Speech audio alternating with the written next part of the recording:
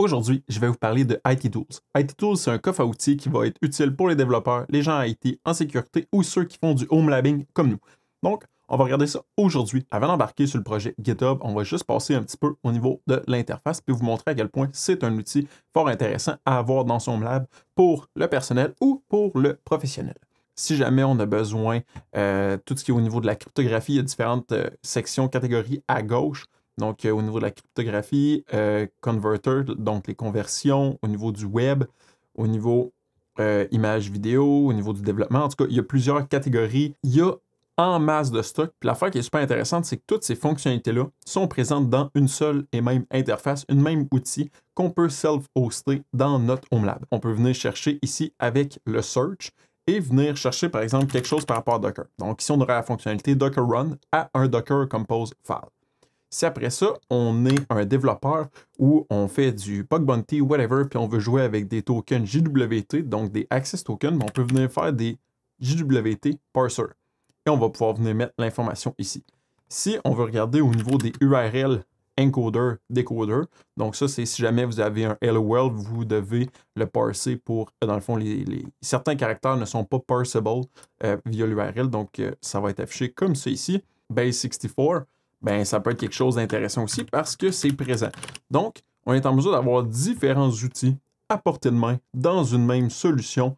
Il n'y a pas vraiment de configuration, donc on a le light mode, le dark mode, et après ça, on va avoir l'interface et l'ensemble des possibilités. La boîte à outils contient un ensemble d'outils qui sont fort intéressants, donc peu importe votre domaine d'expertise, je pense que ça peut vous être fort utile. Si on va voir le projet sur GitHub, IT Tools, si on veut l'utiliser, self-hosting au niveau d'un Docker. Donc, on va pouvoir venir chercher la ligne de commande Docker Run. Je n'ai pas regardé s'il y avait un Docker Compose file, mais ce n'est pas nécessairement grave parce qu'on a IT Tools à portée de main, puis je vous ai montré tantôt que Docker Run à Docker Compose file, on peut l'utiliser.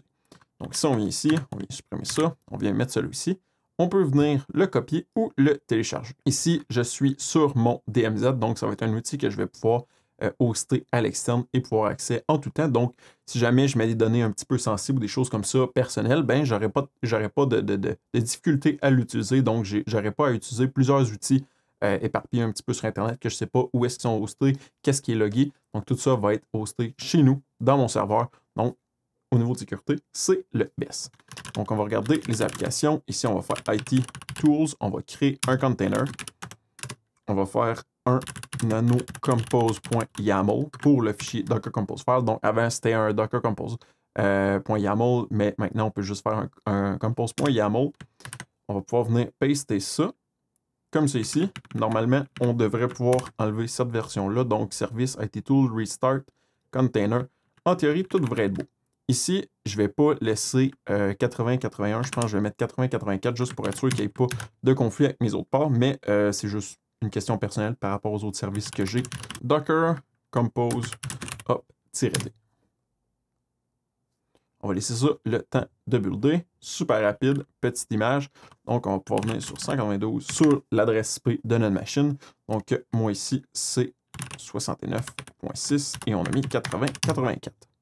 Parfait, excellent. On a notre outil et on est en mesure de l'utiliser. Étant donné que l'outil ne fonctionne pas avec HTTPS par défaut, qu'il n'y a pas vraiment de configuration autre que la langue, le thème et réduire le petit menu à gauche. Ce qui va être possible de faire, c'est d'utiliser le reverse proxy qu'on utilise normalement. Donc, moi, pour ma part, j'ai mon Zoraxi. Ce que je vais faire, je vais pouvoir créer un host par la suite et héberger cet outil-là à l'externe. Si c'est juste pour votre Home Lab local, vous n'avez pas de problème, vous pouvez laisser ça en HTTP et l'utiliser amplement. Si jamais vous voulez une petite touche de sécurité, on peut mettre ça en arrière d'un reverse proxy comme Zoraxi. J'ai déjà fait une vidéo sur cet outil-là ou sur Traefik ou Nginx Proxy Manager. Donc, je vais mettre les petits liens en haut si jamais vous voulez regarder ces vidéos-là sur les reverse proxy. C'est pas mal ça qui conclut la vidéo. Donc, on a une super boîte à outils qui contient toutes sortes d'outils pour les développeurs, pour les gens d'home labbing, pour les gens de IT networking, pour les gens de sécurité. En tout cas, tous ceux qui sont patenteux et qui aiment les ordinateurs, je crois que cet outil-là va être fort utile. Et comme c'est super facile à déployer, ça ne prend pas nécessairement beaucoup d'espace. Je vous recommande fortement de l'avoir dans votre Home Lab. Avant de finaliser la vidéo, j'aimerais ça dire un gros merci à toutes ces belles personnes qui supportent ce beau projet-là. Donc, je voulais dire un énorme merci. Si jamais vous avez aimé cette vidéo-là, mettez un thumbs up, c'est toujours encourageant. Si jamais vous avez des questions, commentaires, allez mettre ça dans la section un petit peu plus bas.